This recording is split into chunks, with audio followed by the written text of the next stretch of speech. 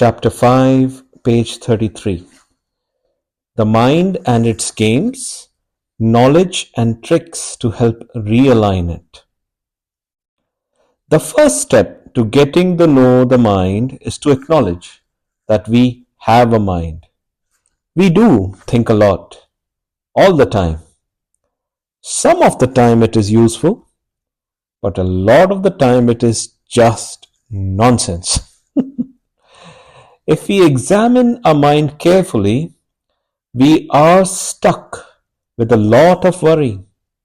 We have feelings of apprehension of the future that involves us, our jobs, our families, friends, our community, and lastly, our countries.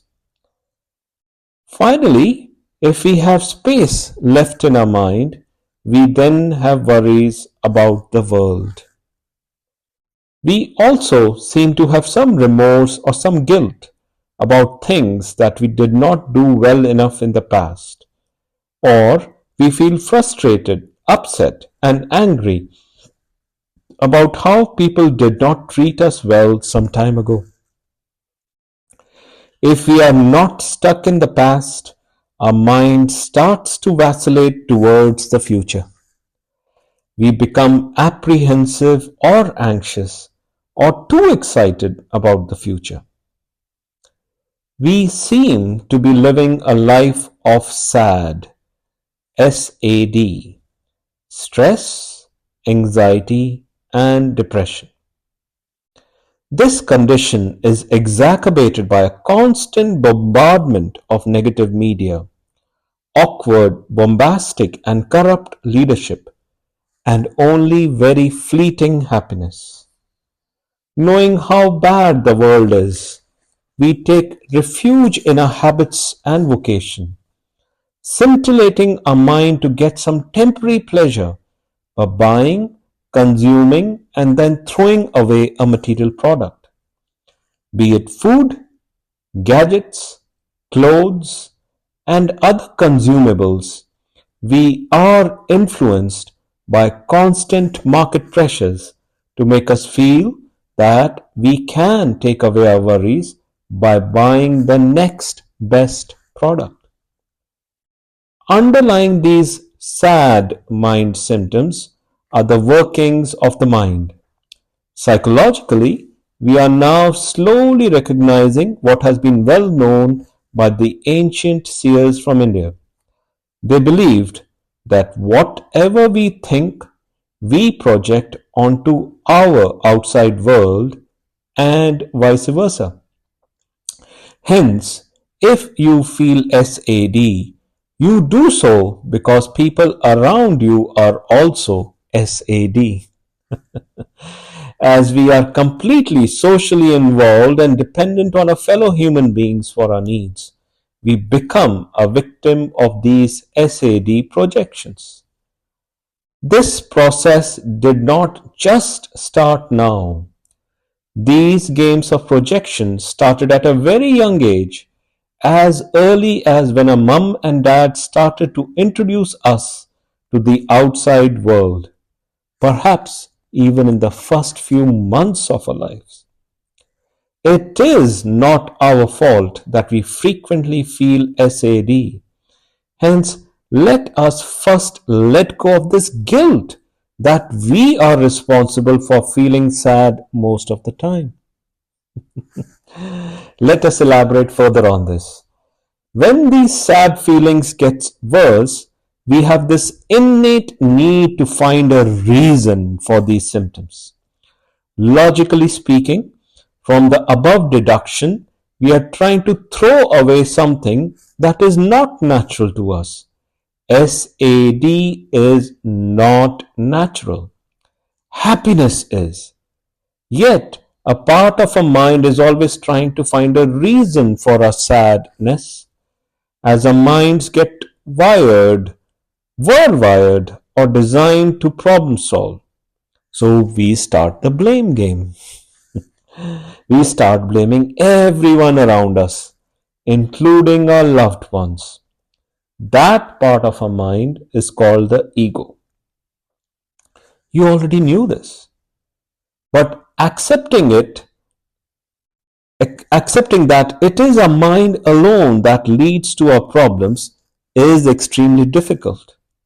It is only because of our egos that this game of denying, blaming, shaming, and guilt continues. What a soap opera we go through every day in our lives. It is actually hilarious. Just think about it. When our egos get really hurt, we start becoming either paranoid, narcissistic, dependent, or completely neurotic. These are the final defenses of the ego. We either have stupendous paranoia that someone or certain people are watching us and trying to hurt us in some way, or we could start feeling that we are the best in the world and what we say and do is the gospel truth. Others might find themselves dependent on others to an extent where the other person feels they are like a leech. Lastly, others might start having a number of bodily symptoms such as aches, pains, nervous twitches, and other neurological symptoms. And we take a pause there for discussion internally. In our group, we summarized additional thoughts around this. One could be that we consider this world as a problem, and either we accept the problem.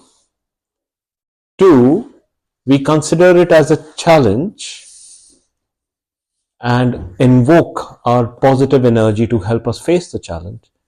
But the best way to tackle this world is to think it is a joke. It does not exist. As I shared in the initial part of this chapter, it's very subtle. I hope you get the message. This whole world is actually a projection. It's not real. This world is a projection of the Creator. He forgot that He made this world. And we are facing the consequences based on the community, the culture, the society that we are living in. And then the ego started to maintain it. If we did not have an ego, this world will collapse. But when you get this knowledge, your desires come down. And when your desires come down to a negligible point, then the light of the divine as a pure energy comes to your own experience, because you've realized this world is nothing but a projection. It's a pure joke. So hold on to nothing except the idea that you are pure love.